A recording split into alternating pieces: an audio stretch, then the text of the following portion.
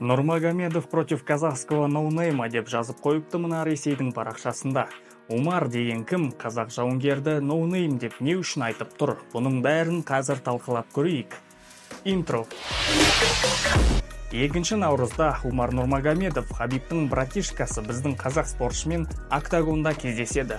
Бұл әрине үлкен жаңалық және де біздің жауынгерге UFC дебютында үлкен сынақ. Умар Хабибтің туысы болғандықтан одан бәрі сенімді жеңіс күтеді. Ол карьерасында жеңілмеген болып келеді және де UFC белбеуін алам деген үлкен үмітте. Біздің спортшымыз онда үлкен аренада аты әлі қатты шықпаған үшін ноунейм, яғни аты жоқ деп тұр.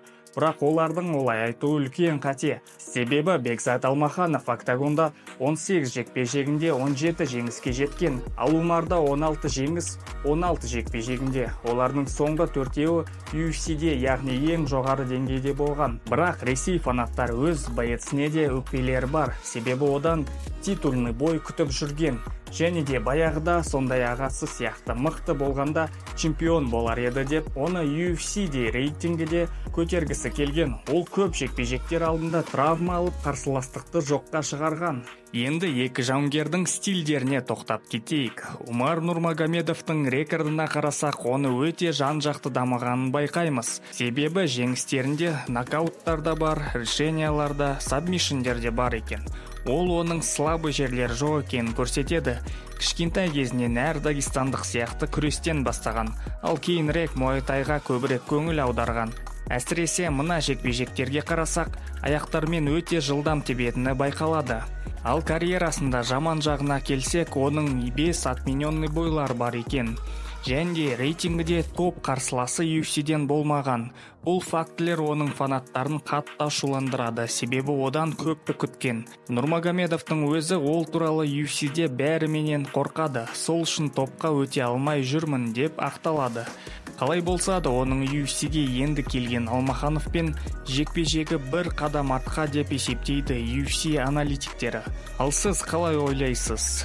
Бекзат Алмахановқа тоқталсақ, ол туралы оның рекорды өзі айтып тұр. Алмаханов рекорды 17-1, 15 досрочный, 13 нокаут немесе техникалық нокаут жеңіс. Бұл оның соққысы өте қатты екенін көрсетеді. Ондай спортшылар жекпе-жектің любой кезінде лаки панчпен болсын, жеңісті жұлып ала алады. Ол әрине жақсы, және Алмахановтың ерекшеліктерінің бірі ол қиын қатты соққылар өткізіп алғаннан кейін тез өз қалпына келуі, яғни Шавкат Рахмоновта сияқты үлкен төзімділігі бар. Қызықты фактілерінің бірі, екі жауынгер де қазақстандық Сергей Морозовты жеңіп көрген.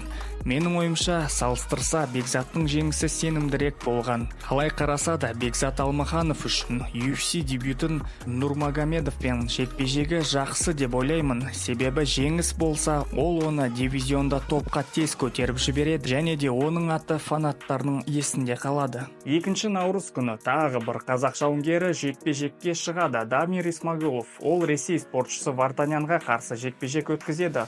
Ол UFC деңгейі болмаса да 100% әдемі қызықты шоу көрсетеді. Дамир Исмагулов UFC-де өте жақсы өнер көрсетті. М1 чемпион болған соң 18 жылы ең мықты лигаға келді. Онда ол 6 жекпе-жек өткізді. Тек соңғы кездесуінде Арман Церкунянға жеңілген. Құрметті көрермендер, сізге бұл контент ұнап жатса, ол туралы комментария жазып лайк басыңыз. Бұл өте қатты, бұл видеоны көтеріп, каналды қатты бустить етеді. Сол үшін барлығыңызға рахмет, сәттілік.